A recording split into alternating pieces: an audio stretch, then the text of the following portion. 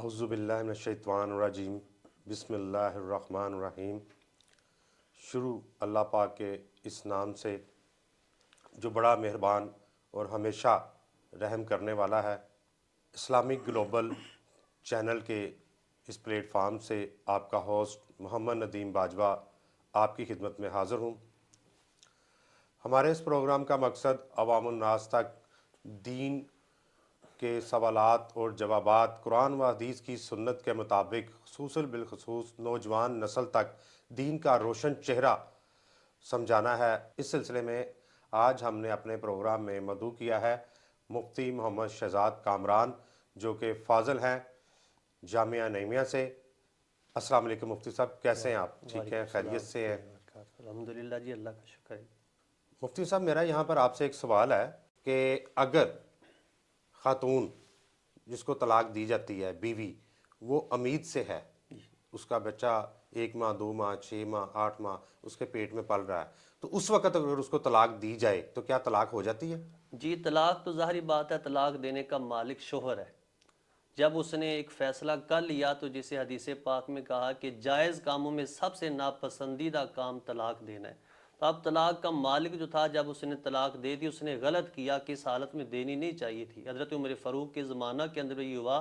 لیکن اس کی عدت کا صرف ہوگا کہ وضع حمل تک، جب تک اس کا بچہ بچی پیدا نہیں ہوتے وہاں تک اس کی عدت جائے گی، لیکن طلاق ہو جائے گی۔ اس وجہ سے ہم یہ نہیں کہیں گے چونکہ امید کے ساتھ ہے تو لہٰذا طلاق نہیں ہوگی، ایسی کوئی بات نہیں قرآن و سنت کے تو اندر۔ وہ ایک طلاق ہوگی، اگر اس کے بعد ان کا رجوع ہو جاتا ہے تو پھر؟ جی، اگر ایک طلاق دی ہے تو رجوع ہو گیا تو اس کی بیوی ہے، اسی طرح جو میں نے پہلے بیان کر دی ہے، ایک دی تھی اس کا رجوع ہو گیا تو باقی وہ 2 کے مالک ہے۔ لیکن جو زبان سے نکل گئی طلاق 1 یا 2، وہ اپنی جگہ پہ سٹل ہیں، اپنی جگہ پہ قائم و دائم ہے۔ اچھا، اس کی دوسرا پہلو بھی ہمیں بتائیے گا کہ اگر 3 حیض گزر گئے ہیں اور 3 طلاقیں دے دی گئی ہیں اور آپس میں رجوع نہیں ہوا، تو کیا اب طلاق ہو گئی ہے؟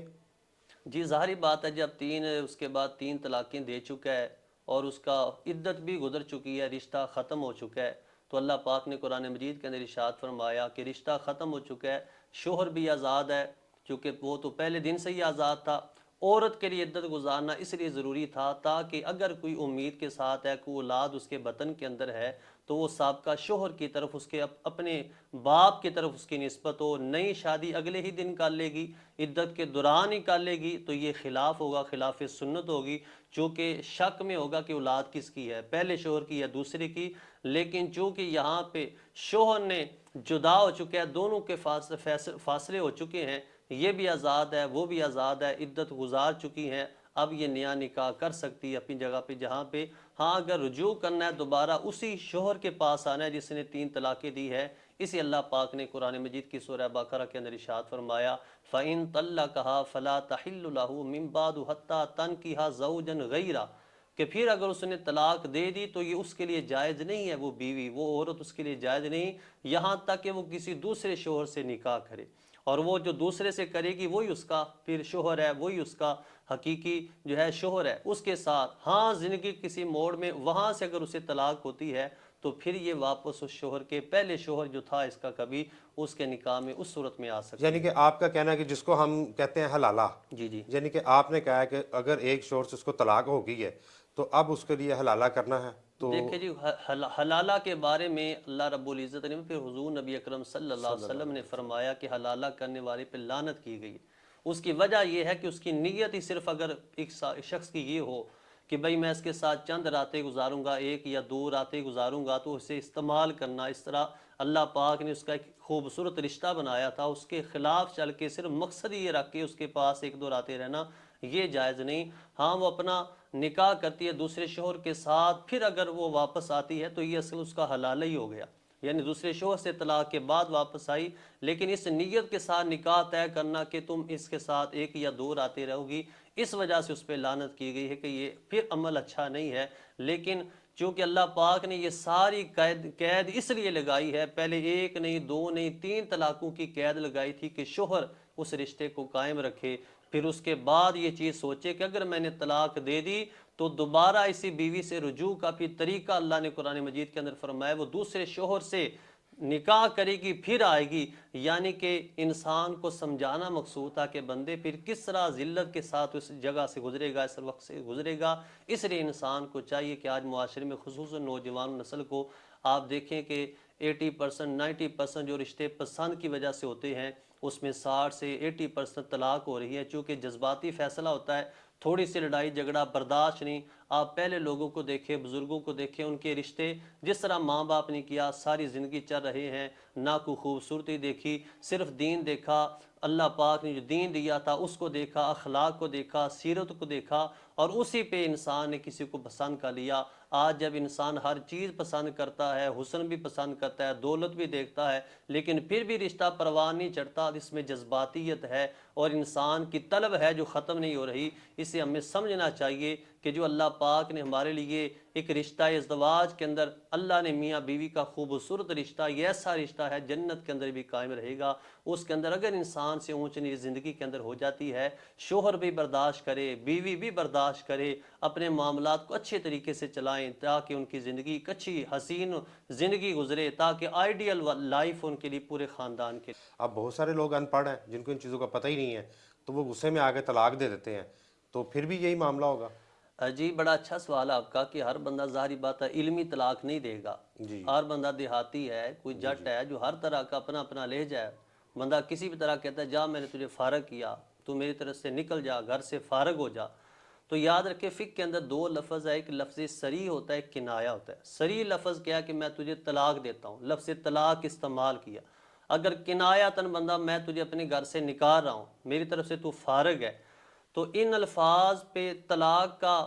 حکم تب لاگو ہوگا جب اس کی نیت دینا، طلاق دینا مقصود ہوگی۔ فارغ کہنے والا بندہ اگر نیت اس سے پوچھی جائے بھی فارغ کہنے سے مراد تیری کیا ہے، وہ کہتا ہے جی میں کہہ رہا ہوں کہ اس سے مراد میری طلاق دینا ہے، تو اس کا فارغ ہونا کہنا یہ طلاق ہو جائے گا۔ یعنی اس کی نیت پہ ڈیپینڈ کرتا ہے، کوئی جو کہہ رہا ہے فارغ ہے میری طرف سے نکل جا، مجھے نظر نہ آنا، تو ایسے کنایتاً جو لفظ ہیں فقہ کے اندر جتنے آتے ہیں اس سے مراد اس کی نیت ہے۔ اگر نیت کر کے ایسا لفظ ہی بولا جائے طلاق کی نیت کے ساتھ، تو یہ بھی طلاق بھی مقبول ہو، اس سے طلاق مانا جائے گا اچھا پھر۔ چلیں، غصے میں طلاق دے دی،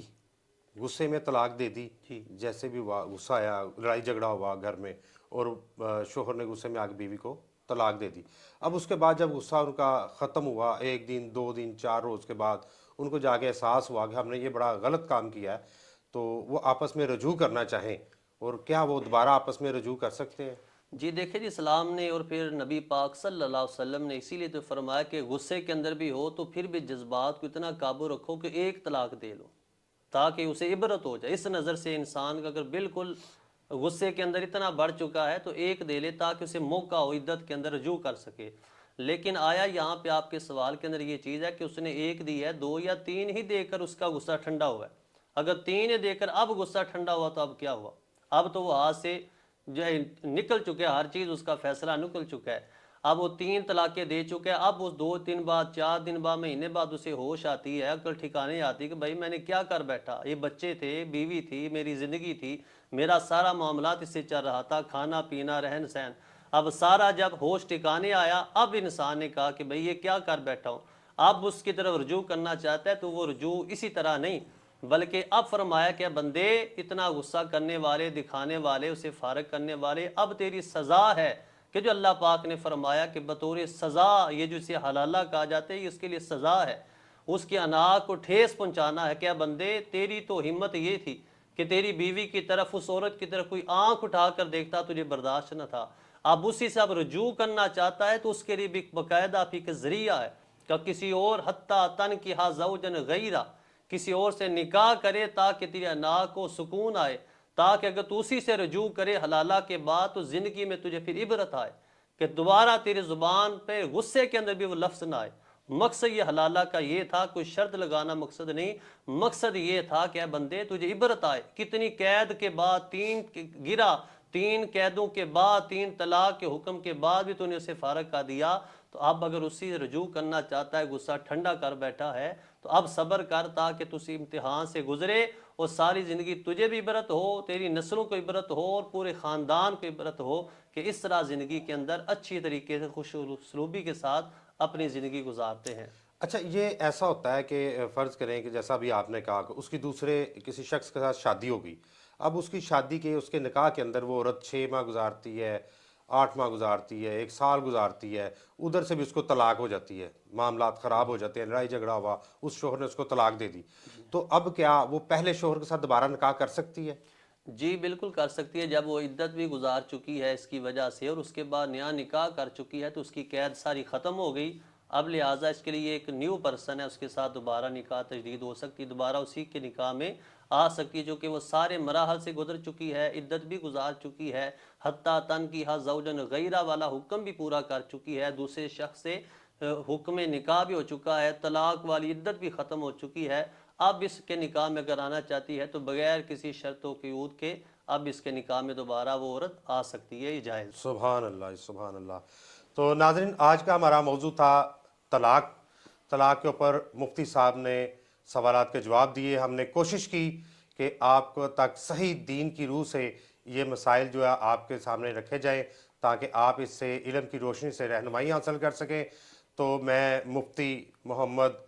شہزاد کامران صاحب جو کہ فاضل ہیں جامعہ نعیمہ سے، میں آپ کا مشکور ہوں، آپ کا بہت شکریہ، آپ ہمارے اس پروگرام میں تشریف لائے اور آپ نے اس کو زینت بخشی، آپ کا بہت شکریہ۔ تو ناظرین اس کے ساتھ ہی میں آپ سے اجازت چاہوں گا، آپ کا ہوسٹ محمد ندیم باجوہ۔ السلام علیکم ورحمۃ اللہ۔